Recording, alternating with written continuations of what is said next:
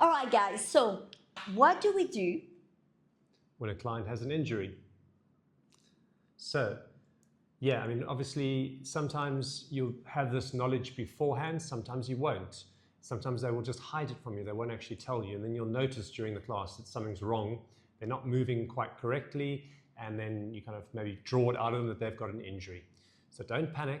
Obviously, the best way to do it is to ask questions, get feedback from in terms of the movement that they do, and then assess what pain thresholds they have. You know, if they're doing a kind of movement and they get like a shooting pain and it's like, let's say a scale out of 10 or 8 out of 10 pain, then something's not right.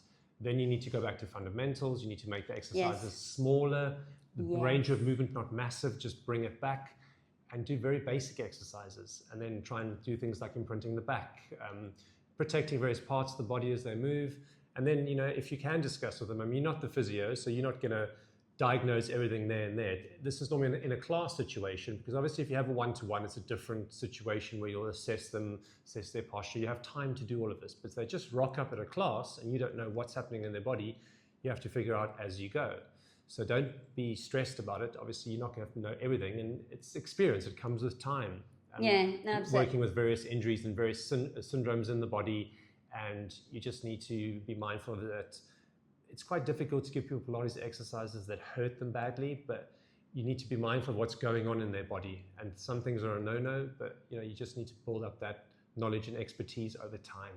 Yeah, and I would say that when we had our own studio, the first thing they do when they come in, they had a consultation.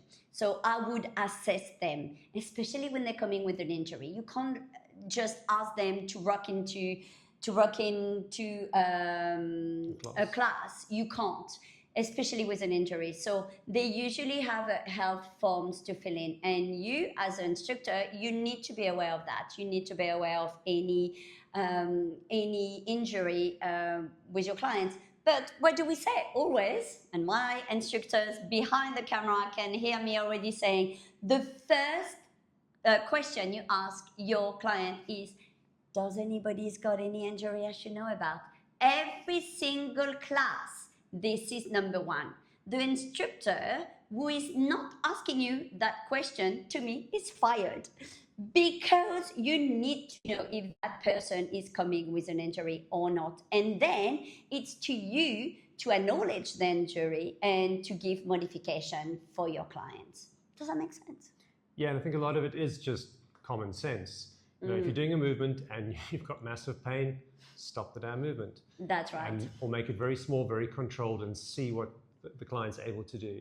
And then you can obviously figure out what the injury is, or perhaps what, if they explain it to you properly. And actually, some people don't actually know exactly what's wrong with them.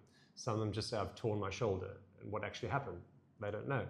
So it depends what levels you want to take it to, but just use a common sense approach, ask them questions, provide smaller ranges of movements, provide little test exercises, and if it's not right, then change up the exercise. Yes, oh, completely. I mean, you know, if somebody is having a major injury in a class, it's a no-no, and I would say, no, thank you.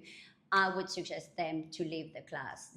Definitely. You can't work with someone who's being injured or who's injured and who's coming to your class and was going through that. So yeah, definitely.